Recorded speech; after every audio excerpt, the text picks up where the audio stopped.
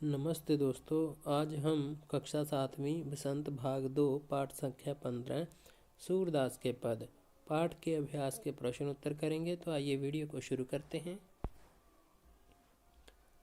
प्रश्न संख्या 1, बालक कृष्ण किस लोभ के कारण दूध पीने के लिए तैयार हुए?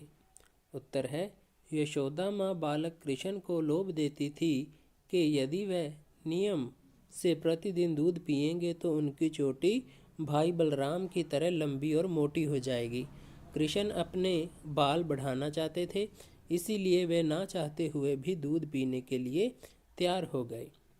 तो जब माँ यशोदा उनको दूध पिलाना चाहती थी तो वो उन्हें लोभ देती थी, लालच देती थी कि अगर वो प्रतिदिन दूध पिएंगे तो उनकी जो चोटी है उनके बड़े भाई बलराम की चोटी के जितनी लंबी और मोटी हो जाएगी। इसीलिए श्री कृष्ण चाहते थे कि उनका जो बाल हैं वो बढ़ जाएं, तो इसीलिए वो ना चाहते हुए भी दूध पीने के लिए तैयार हो जाते थे और माँ को बिना कोई परेशान किए दूध पी लिया करते थे। इसीलिए माँ यशोदा उनको लालच दिया करती थी। प्रश्न संख्या 2, कृष्ण अपनी चोटी के विषय में क्या क्या सोच रहे थे? उत्तर है, कृष्ण अपनी चोटी के बारे में सोचते थे कि उनकी चोटी भी दूध पीने से बलराम भैया के जैसी लंबी मोटी हो जाएगी। माता यशोदा हर रोज़ उन्हें पीने को दूध देती थी, फिर भी उनकी चोटी बढ़ नहीं रही थी। तो जब माँ यशोदा श्री कृष्ण जी को दूध पिलाना चाहती थी तो वो कह देती थी कि दूध पीने से तेरी चोटी बड़ी और लंबी और मोटी हो जाएगी।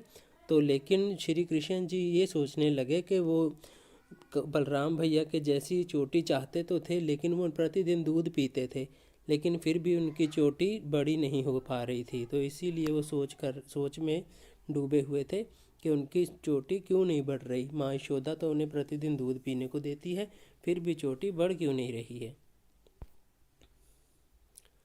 प्रश्न संख्या 3, दूध की तुलना में कृष्ण कौन सा पदार्थ अधिक पसंद करते थे? उत्तर है, कृष्ण अपनी माँ के कहने पर दूध पीते थे, परंतु उन्हें दूध पीना जरा भी पसंद नहीं था। दूध पीने की जगह मक्खन और रोटी खाना पसंद करते थे।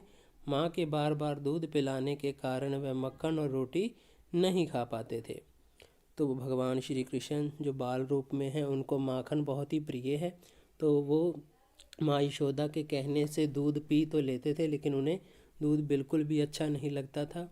तो इसीलिए वो अपनी माँ से दूध की जगह माखन रोटी मांगते भी हैं, लेकिन जब माँ दूध पिला देती है तो उसके बाद में उनकी भूख, उनकी शुदा है जो शांत हो जाती है, तो उसके बाद वो रोटी और माखन नहीं खा पाते हैं। इसीलिए वो कहते हैं कि माँ के बार बार दूध पिलाने के कारण वे माखन रोटी नहीं खा पाते थे, क्योंकि उनकी जो शुदा थी वो शांत हो जाती थी, जो भूख थी वो मिट जाती थी।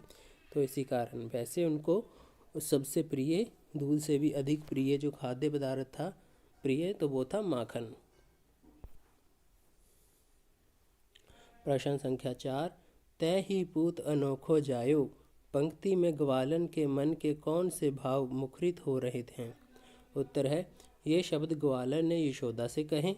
वह शिकायत करती हुई कहती है कि नटखट कृष्ण प्रतिदिन उनके घर में से मक्खन चोरी करके खा जाते हैं। वह यशोदा से कहती है कि उन्होंने अनोखे पुत्र को जन्म दिया है जो दूसरों से अलग है। तो जब कविता के दूसरे पद में गोपियाँ माँ यशोदा से श्री कृष्ण जी की शिकायत करती हैं, तो वो कहती हैं कि तुम्हारा बेटा है जो श्री कृष्ण बहुत ही नटखट है, बहुत ही शरारती है, तो वो हमारे घर से माखन चोरी करके खा जाता है।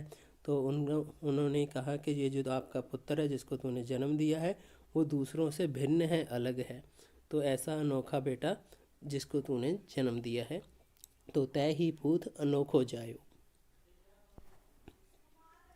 प्रश्न संख्या 5, मक्खन चुराते समय कृष्ण थोड़ा सा मक्खन बिखरा क्यों देते हैं? उत्तर है, श्री कृष्ण बहुत छोटे थे और छींका बहुत ऊंचा था। जब वह छींका से मक्खन चोरी करते थे तो थोड़ा मक्खन इधर उधर बिखर जाता था, क्योंकि उनका हाथ छींके तक नहीं पहुंच पाता था। कृष्ण ऐसा जानबूझकर भी करते थे ताकि उनकी चोरी पकड़ी जाए और माँ उनसे नाराज हो जाए तथा माँ को मनाने का अवसर मिले। तो जो भगवान श्री कृष्ण जी हैं, कविता के दूसरे पद में बताया गया है कि वो गोपियों के घर से माखन चोरी करके खाते थे।